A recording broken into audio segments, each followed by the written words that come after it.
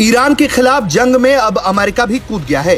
Israel के बाद अब अमेरिका ने ईरान के परमाणु ठिकानों पर हमला किया है। अमेरिका ने फोर्डो, नतांज और अफसान के न्यूक्लियर साइट्स पर हमला किया है। एक हवा बन गया था इसका कि यार इसको ना कोई छेड़ नहीं सकता।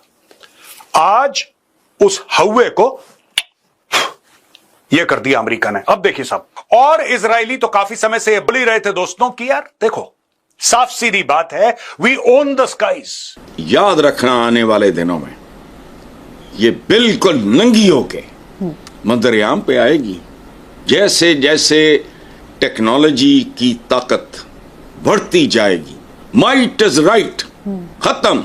इवन इंडिया के अंदर लोग जो हैं वो ये कह रहे हैं कि ये क्या, मतलब what does, why is this so. For example, अब नेशनल एटॉमिक एनर्जी एजेंसी जो है वो क्या उसकी वैल्यू है।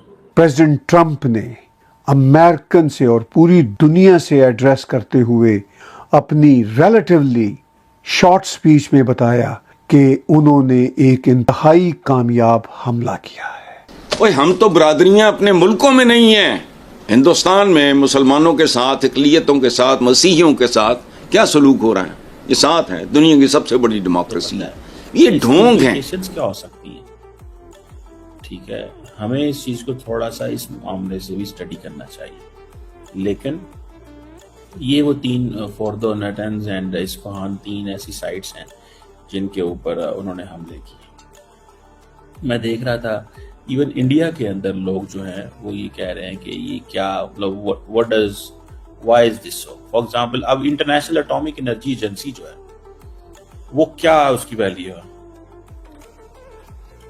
ये जो ट्रीटी होती थी, ये ट्रीटी हम दुनिया में करते थे, ट्रीटी का क्या मकसद रह गया? ठीक है जी, इंटरनेशनल एटॉमिक एनर्जी एजेंसी का क्या मकसद रह गया? कुछ भी नहीं। ठीक है, कोई मकसद नहीं रह गया।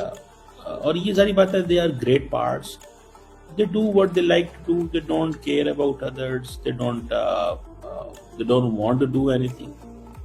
ठीक है, वो अपनी मर्जी करना चाहते हैं। वो उनको इस चीज से कोई गर्ज नहीं है कि कौन हमें क्या कहता है, ये कौन हमारे बारे में क्या ओपिनियन रखता है। आप देखिएगा ना कि दुनिया के कौन से मुल्क ऐसे हैं जो इस पे क्या बोलेंगे, दुनिया क्या बात करेगी दुनिया। अब ईरान जो है वो हर रोज ही कहता है हमारा सब्र खत्म हो गया। ठीक है ना जी, मुझे ये चीज है, मुझे this is what I understand. ठीक है जी, ये इसको भी अंडर एस्टिमेट नहीं करना चाहिए। मेरा ख्याल है पाकिस्तान जो है ना वो जो चीज समझ रहा था, सोच रहा था, वो it has changed a lot, things have changed a lot.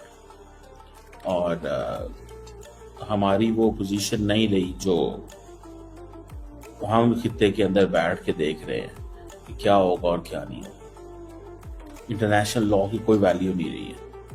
देखिए, इंटरनेशनल लॉ की क्या वैल्यू, जरा बताएं, इंटरनेशनल लॉ की क्या वैल्यू रहेगी जब कुछ कोई खास इम्पोर्टेंस पाकिस्तान की है कि जिसके ऊपर जो है वो पीस प्राइस वाले जो हैं डोनाल्ड ट्रंप को दे देंगे कि ये लीजिए जी, आप ईरान के ऊपर अटैक कीजिए, आप इजराइल के साथ मिलके ईरान को तबाह कर दीजिए। लेकिन ये कि और बाकी कितनी ही कंट्रीज ऐसी हैं जहां पर के